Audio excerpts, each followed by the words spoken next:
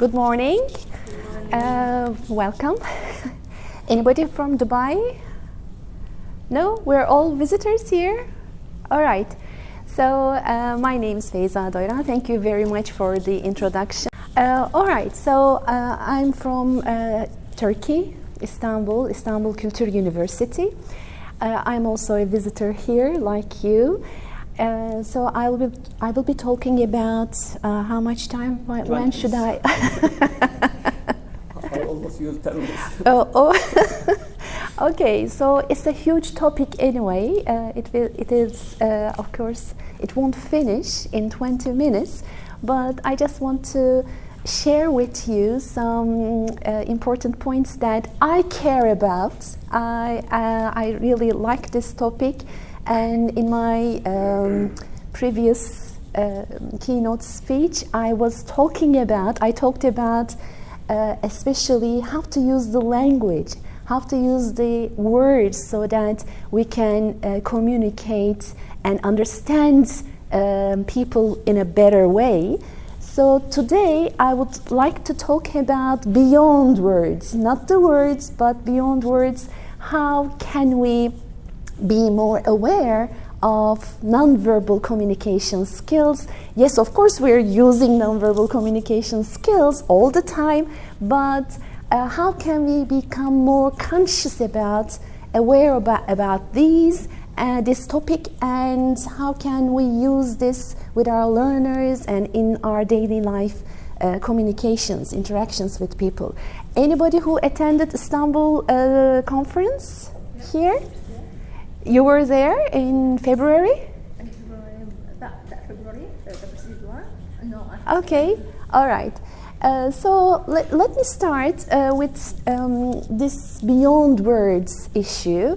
Of course, as I said before, we need to be more aware of the signs going on around us, and we need to be more conscious about the body language and the communication skills, especially gestures, etc. It's not an easy thing to understand each other. We have an internal, response to all these kinds of external behavior. We just go through a process in which our thoughts, feelings, and expectations play a very important role, so that we filter the messages that come from the outside world. So in these filters, after these filters, we distort some information, we delete or we generalize certain information, and then according to that internal feelings, we give a response, and the other person takes the message and does the same thing and gives response, and it's not easy to really understand other people. And of course, we cannot separate verbal and nonverbal communication. It's whole, and we cannot separate. But this person, in Texas, I attended his courses, and I was privileged to audit his courses, and he's marked up one of the leading persons in nonverbal communication. And he also had another course called Lying and Deception. Lying and deception, so how you can understand people lying or deceiving from lots of clues. Nonverbal is the biggest part of that issue. Now, body language and eye movements and gestures and lots of things. It was a very interesting course as well. Okay, so do you ever find yourself saying these? But I didn't mean that. You got me wrong. That's not what I meant. Kind of things. Anybody who experienced such a thing? In the classroom. In the classroom, not in normal life? Okay. That I didn't mean this. Yes, sure. That Sure, in the classroom as well. So we are, even if we are using Indian, for example, with your friends, don't you ever experience this? Or in Turkish, we're using Turkish, the same language we're using, but we find ourselves saying, I didn't mean that, you got me wrong. So how come we cannot understand each other sometimes? So yes, words are important, but at the same time, language is the source of misunderstandings. As the author of Little Prince said, yes, we misunderstand each other because language and what it represents may be different for different people.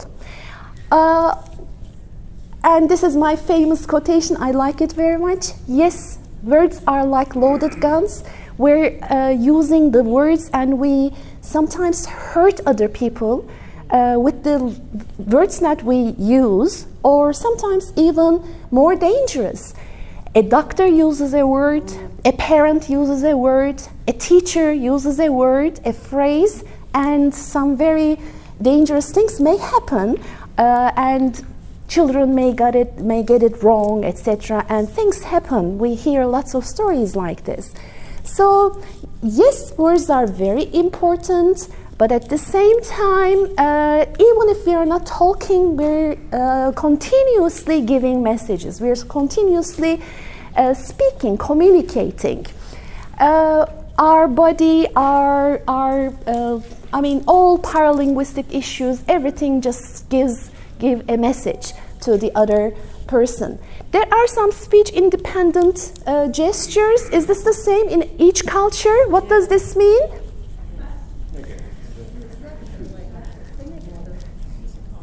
What is this? No? Failure. Okay, down, failure. So, something negative. All right. Yes, if I just use this or this, you will understand what I mean from very far behind. You can understand that after an examination, the child just does this, and the parent will understand, or maybe this. Victory. All right. So, of course, there are some culture-specific gestures as well. It's another huge topic to talk about, but very important. We sometimes visit different countries, and if we are planning to spend more time there, we need to learn about the different body language and gestures as well. Otherwise, we may find in a business meeting, for example, we may find ourselves in difficult situations. So yes, it is very important. We use facial expressions and lots of things. Even doggy language, even dogs or cats, they have their, anybody who owns a dog here? A cat? Dog, yes? The body language of a dog gives you some messages, right? They talk, but they don't use the words. All right, and for feelings, for communicating feelings and attitudes, Mehrabian's very famous work said, meaning of the words just 7%, paralinguistic issues 38%, and body language 55% when we are communicating feelings to the other people. So, okay, we use words, but only 7% of importance actually what the word means.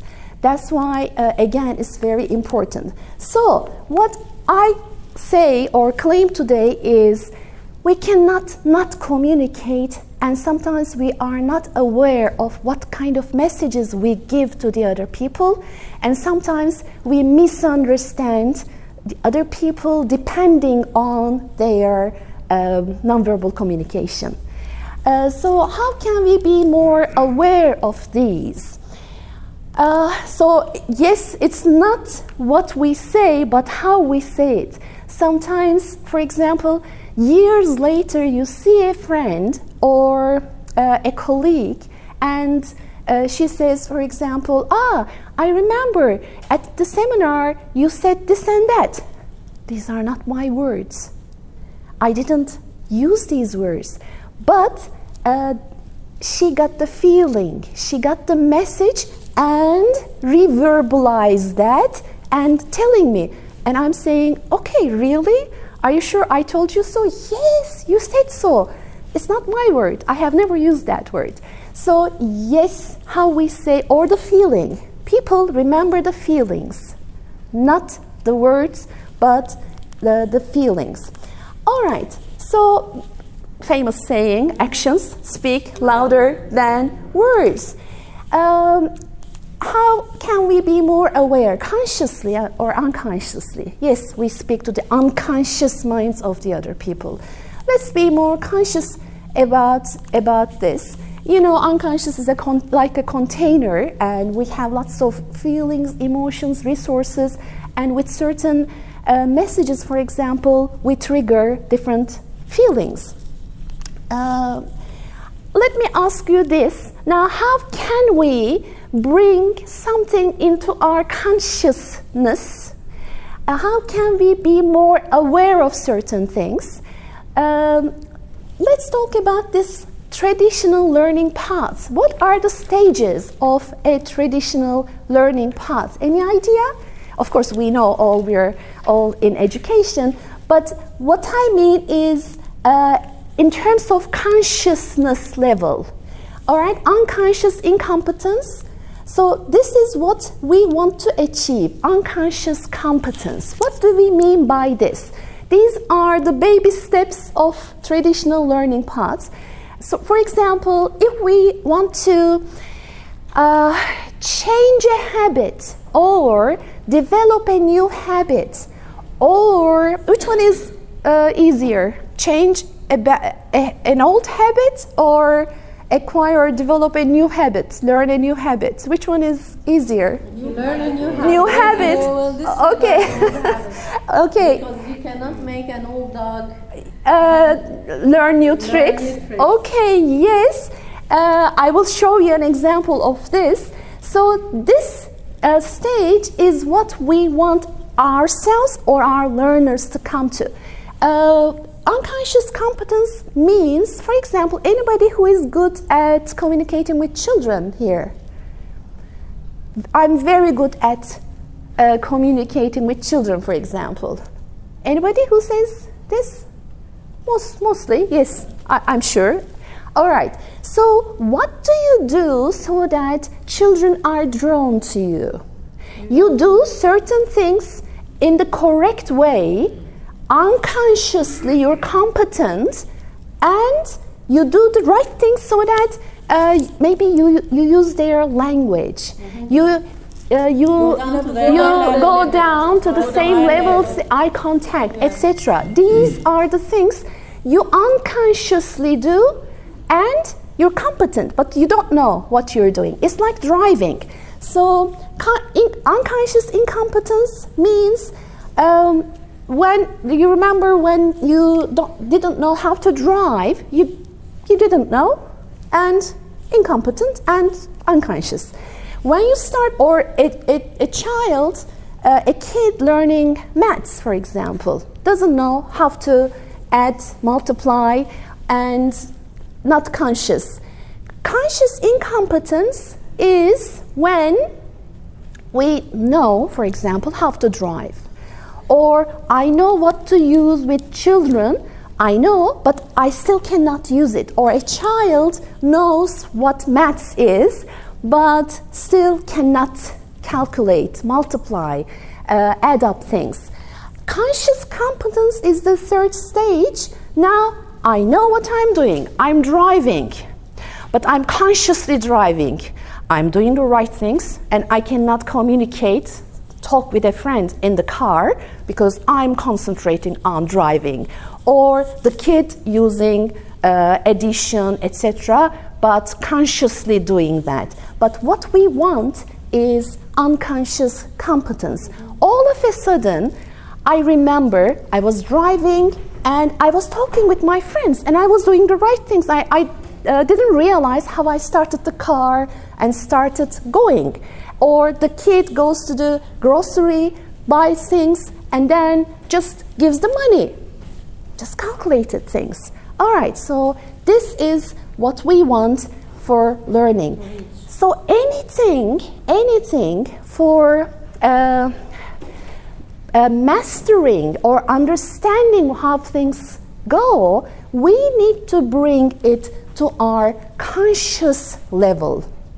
And the more we practice this, the better we become. And mastery, the more practice, yes, mastery. But let me just give you an example with this and see what I mean. Now, could you please fold your arms like this? Please, fold your arms like this.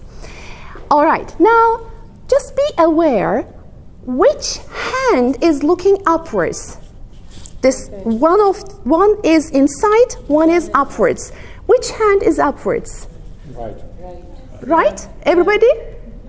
Left? Okay. Now let's say, all right, I'm of course using this symbolically. Let's say, oh, it's a bad habit. I have to change it. I have to learn a new habit. It's not good for me. Do the other way around, please.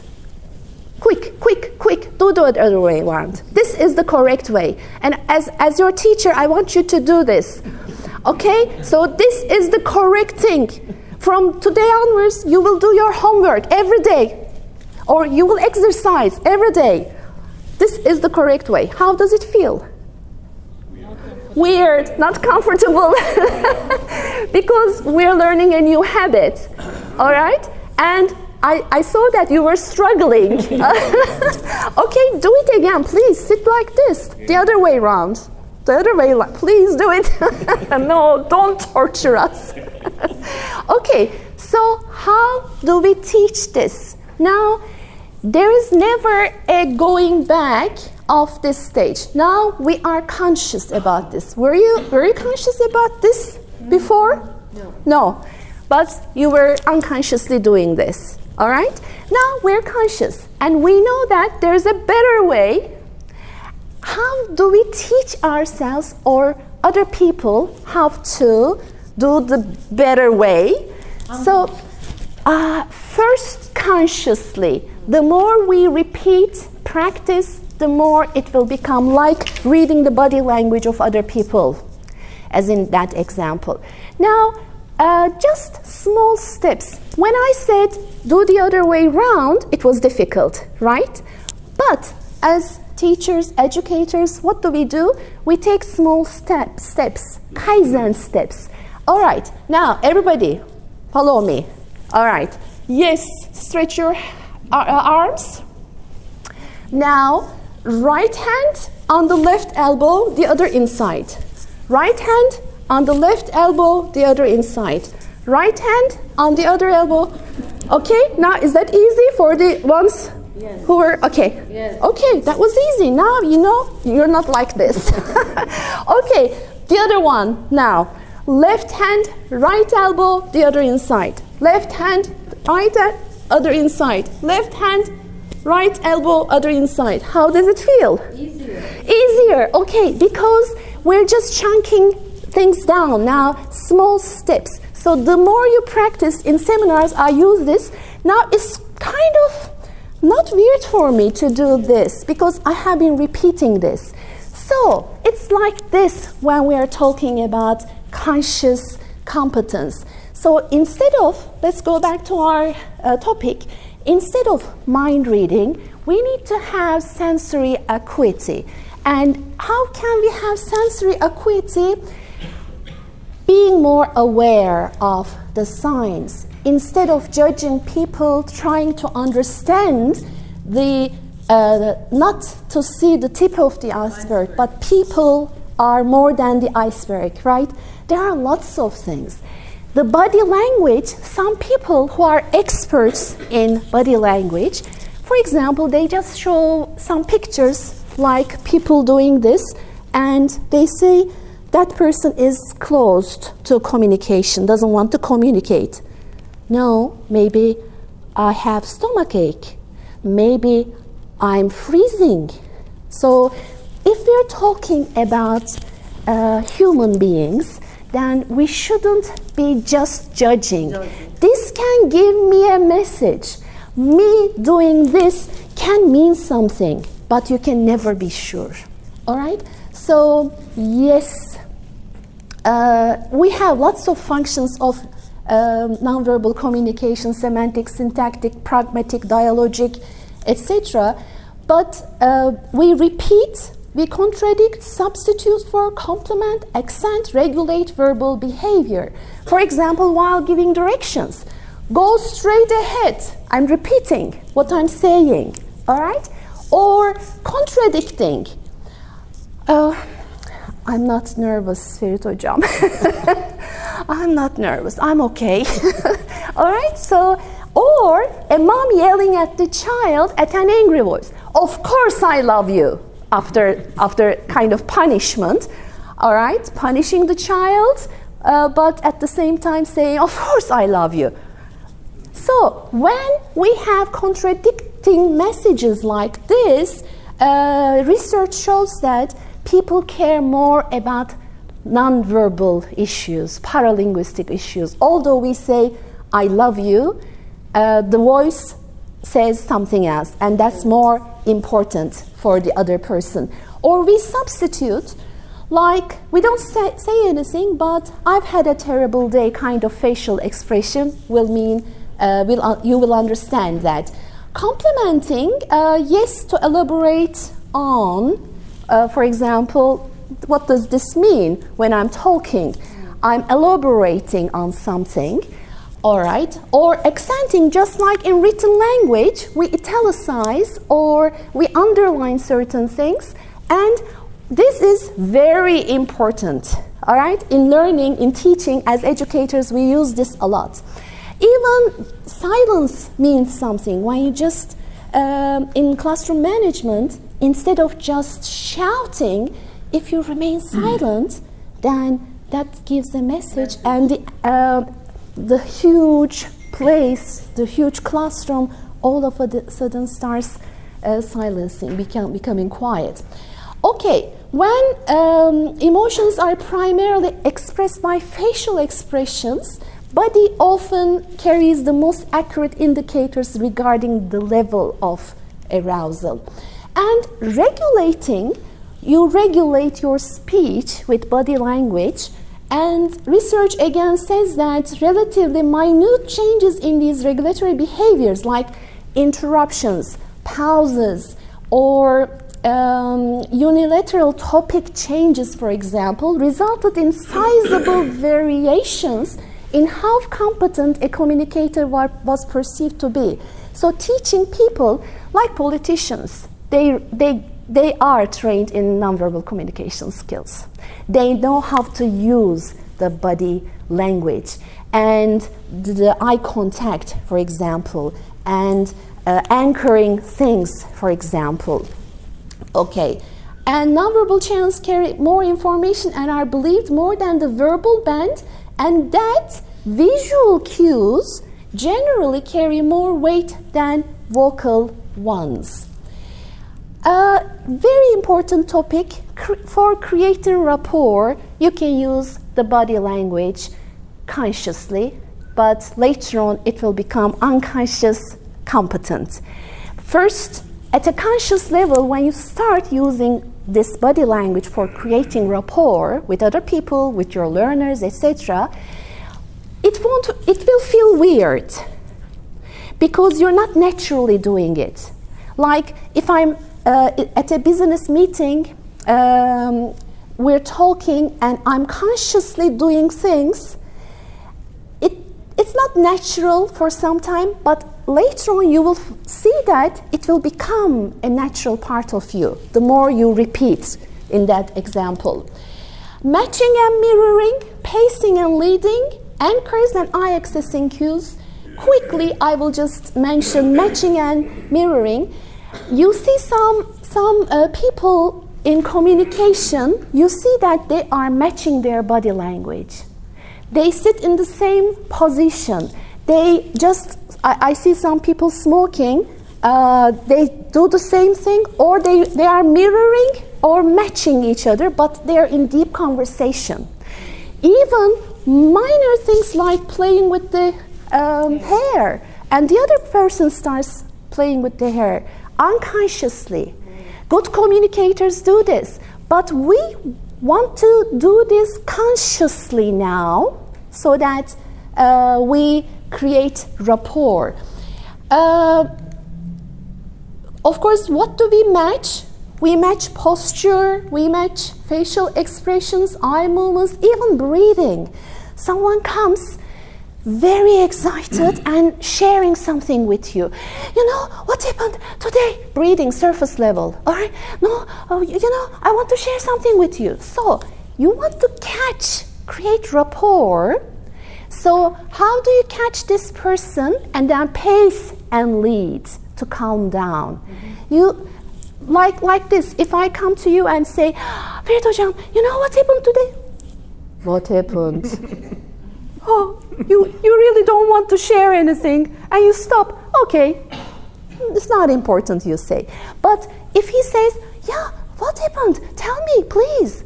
No, you know what happened? Tell me, please, what happened? And then he takes this, catches this, and starts, oh, okay, please calm down. Oh, really? Then what happened? And I start calming down. He caught me, and then he's catching me, pacing me, and leading me to an altered state, to a calmer state. Even voice tone, all right? So people unconsciously care about these, and then they say, it's very, I feel comfortable talking to you. I want to talk to you for hours. What makes this? Or the same topic a teacher teaches, you love that teacher, and the other teacher, there's something missing. Boring. Pygmalion in the classroom. You know that topic? 2 minutes, I will finish. Pygmalion in the classroom, very nice research, very old one, but people after 25 years, 35 years, they conducted research again. This is basically, Pygmalion in the classroom is this. When someone tells me, before I go into 2 different classes, they tell me that one class is full of low achievers, one class, high achievers. Sorry, but one class is like this, the other is, okay. And then teacher goes into the classes, and she's videotaped. She goes into this class, and she knows she has low expectations from this class, and the body language, tone of voice, enthusiasm, everything, or acknowledging is different, all right? Okay, today I want to talk to you about nonverbal issues, but it will be difficult for you, kind of, okay? But this class, oh, high achievers, hey! You see how my brilliant students, okay, now today I will talk with you some important issues, leaning more, more acknowledging, more enthusiastic body language. So, and later on, you know what happened? Later on, this class scores, their scores were lower, and this class scored higher in the test. But later on, they told the teacher that there was no difference. So this is the Pygmalion teacher, Pygmalion in the classroom. So yes, low expectations and high expectations, and how it just shows in the body language.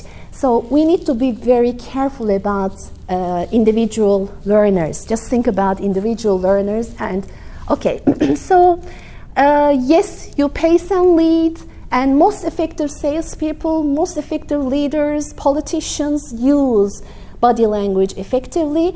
And of course, salespeople I also attended this persuasion engineering course, and you can sell anything to anybody. Matching, pacing, and leading.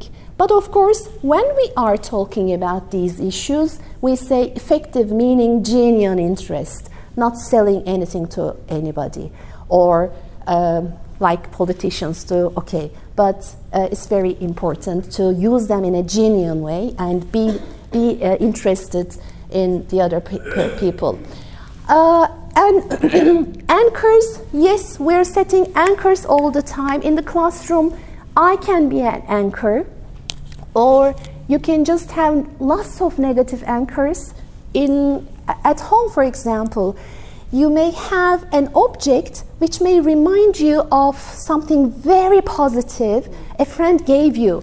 Or for stage fright, or for public speaking, I had my radio programs, and with the microphone, or whenever I went on live, I was nervous. Then I anchored this microphone as comfort, relaxation kind of anchor I gave it to. All right? So whenever I took this microphone, all of a sudden, I just calmed down. And another anchor, a student is entering an exam, you can just say, okay, this is my lucky watch.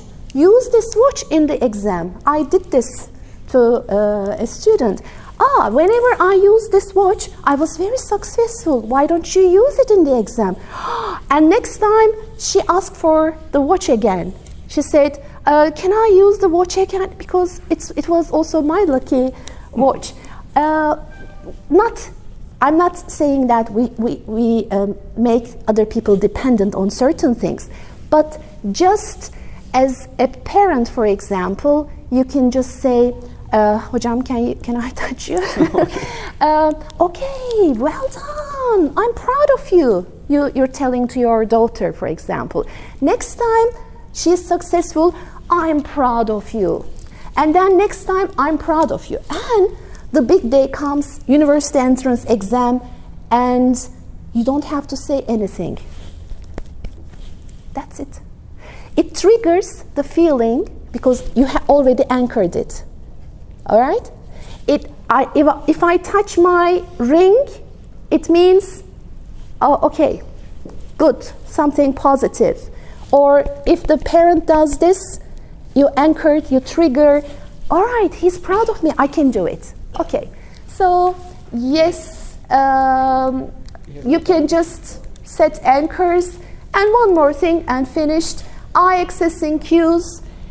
Be careful about people using their eye movements.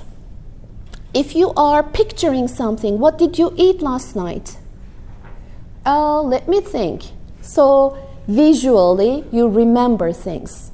People say that when you look upwards right, you're constructing visual images. So maybe a person is lying. But I don't agree with this. It may give you a clue, but not that certain. All right, constructing or remembering audio messages, okay? Can you read your name from backwards? So listening. And internal dialogue, feelings come from, sometimes you see people who are walking and looking downwards. They are in contact with their feelings. So how can you use this?